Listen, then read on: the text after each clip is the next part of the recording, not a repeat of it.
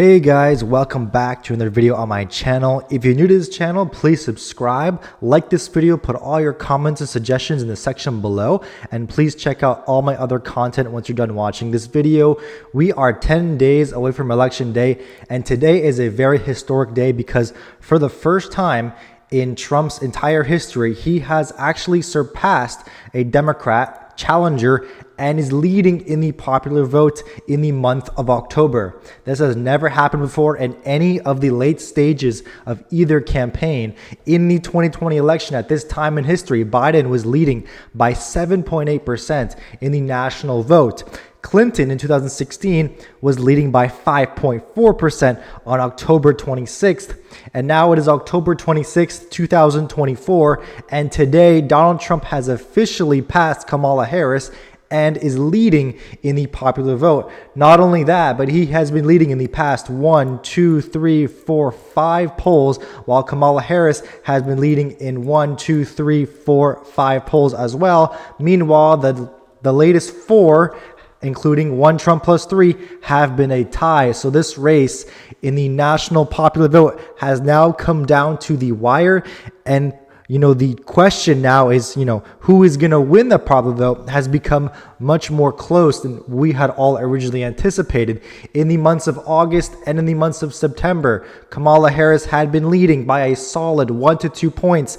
All of us thought that she probably has an 80% chance to win the popular vote. But over the past couple of weeks, especially as October has rolled around, the Trump campaign has been doing extremely good in the month of October, and the polls have tightened significantly up until a point where Donald Trump has officially taken the lead. Kamala Harris' support had remained stable at around 49%, but in recent polling, her support has dropped around a point, while Donald Trump's has skyrocketed from around 46% to around 48.5%. And we're going to continue to monitor the polls that we do get over the next 9 days. Keep in mind, this is almost completed. A lot of these pollsters have already completed their final polls. CNN and New York Times, these are going to be their final polls at around a tie. I believe Wall Street Journal is going to be its final poll. Similar with Emerson. We know Rasmussen and Tip are going to continue to have polls every day, so those two are definitely not their final polls. We should expect some polling coming down from these 4 down here, but the rest of them over here, the final polls have already been released. They released them quite early than usual sometimes, but right now we're looking at Trump up 0.1% in the popular vote, and that aligns with the swing states where he does lead in every battleground state on average by around 1 point. His biggest leads are in the states of Georgia and North Carolina, where he leads 2.2% in Georgia and 1.5% in Arizona. He also leads in the other Sun Belt states, Nevada and North Carolina. He leads in Nevada by 0.7 and in North Carolina by 0.8. Finally, in the Rust Belt, he leads by Pennsylvania by 0.6. And the 2 closest states being Wisconsin and Michigan, he leads both by 0.2%. So right now, Donald Trump is on track to win 312 electoral votes. And knowing how inaccurate polls have been in the past presidential elections, I wouldn't be surprised if he wins those swing states by more. And if he's able to win the popular vote by around 1 to 2 points, still it is up for grabs. I'd probably give the popular vote around a 50-50 chance of splitting either way. But Kamala Harris is really, really in trouble if she is even close to losing the popular vote. I think if Kamala Harris doesn't win the popular vote by more than 2 points, she is almost guaranteed to lose the presidential election. And Nate Silver had actually posted a very famous picture that I have also covered in one of my videos. And if she wins the popular vote by between 2 to 3 points, she's actually not even favored to win the election. So she would need to win the popular vote by over 3 points, maybe even 4, to be able to secure that electoral college win. And if Donald Trump even comes within 2 points of losing it, or if he wins it, he has probably a 75% chance or over to win the election. At this point, him winning the popular vote would guarantee a 99% chance that he will win the election. And there any argument that Trump could win the popular vote and lose the electoral college is complete nonsense. I see a less than 1% chance of that happening. Obviously, there could be crazy scenarios where he's able to do that, but right now I do not think that's possible. And I'm going to show you guys real quick here. So in the 2020 election, Joe Biden won by 7 million votes. Let's say that Donald Trump gains in all the biggest states by a considerable amount. Let's see how much that would swing the election. So if he's able to gain the max he could in California, let's say he brings that down to around a 20-point win. I don't see it possible that he could do better than that. So giving him a 9-point gain would decrease the power vote by 1 point. Okay, let's now go to the state of Texas. Let's say that he swings Texas a crazy amount. He's able to win it by around maybe 14 points. I can't see it possibly being even larger than that. I don't even see 14 points even being possible.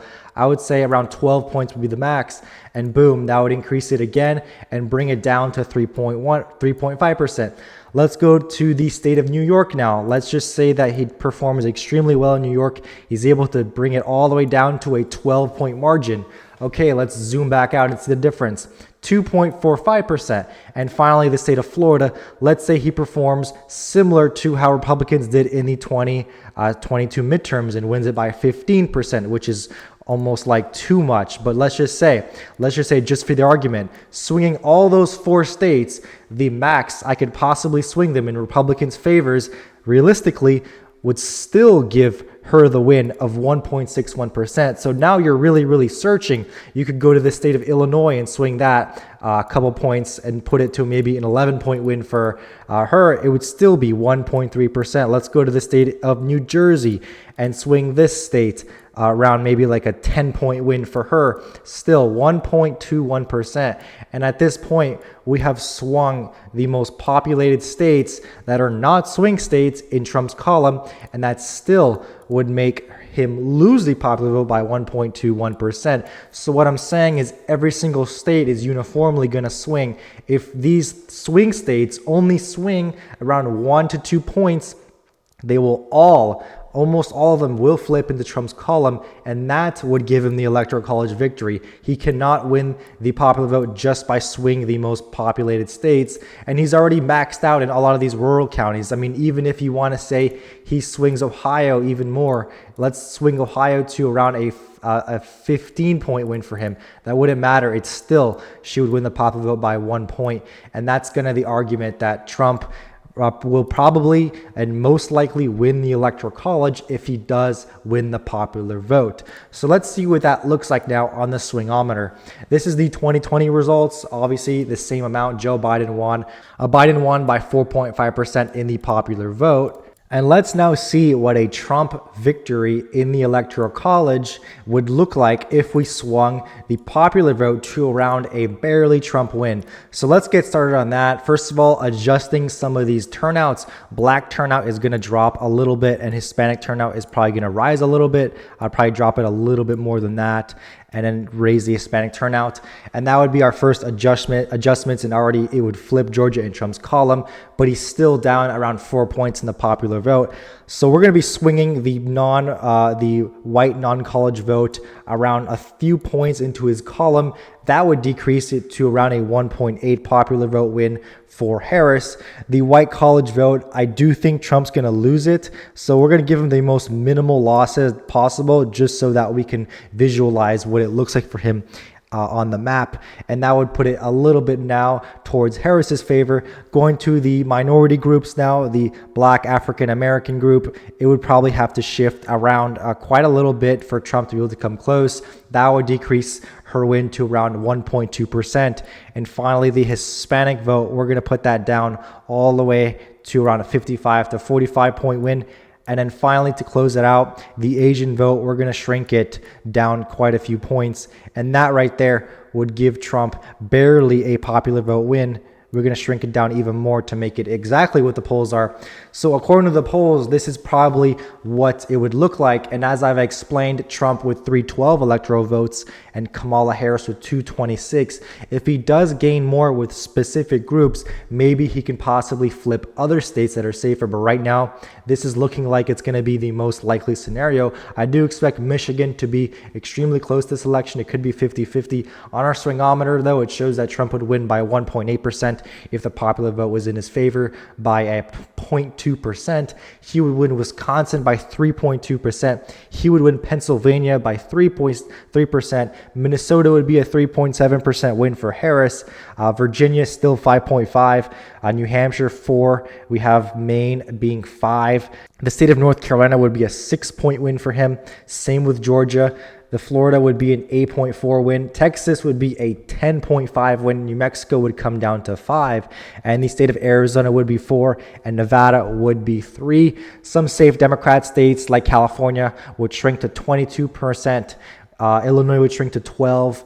New York would shrink to 17%. New Jersey would go all the way down to 11%. And this really puts in perspective what the map would look like if Trump would win the popular vote. Once again, Trump would have to gain in swing states to be able to have a chance to win it. And that's why the polls, the national polls, are signifying to us that Trump is going to win the Electoral College. Maybe he's going to win those margins a lot larger than we originally anticipated. And he is also going to make a lot of gains among states that are more safe. Maybe Texas, maybe Florida will be safe states. Maybe New Jersey will drop in the likely column. Maybe New York will drop in the likely column. Maybe California will drop to this margin right here, around 20 to 22 points, but that still wouldn't be enough. So the very, very heavily populated states of Wisconsin, Michigan, Pennsylvania, North Carolina, Georgia, and Arizona would also have to swing a couple points, which, since they were very close in the 2020 election, that would be just enough to give the Trump the win, and a little extra. As we can see here, he's even winning some of these states by outside the margin of error. But that's going to be all for today's video. Thank you guys so much for watching my analysis on Trump's popular vote chances and his chances on the Electoral College and what they may look like if he does win the popular vote. Please subscribe to my channel if you're new. Put all your comments, suggestions in the section below. Like the video if you enjoyed it, and I will check you guys out in the next one.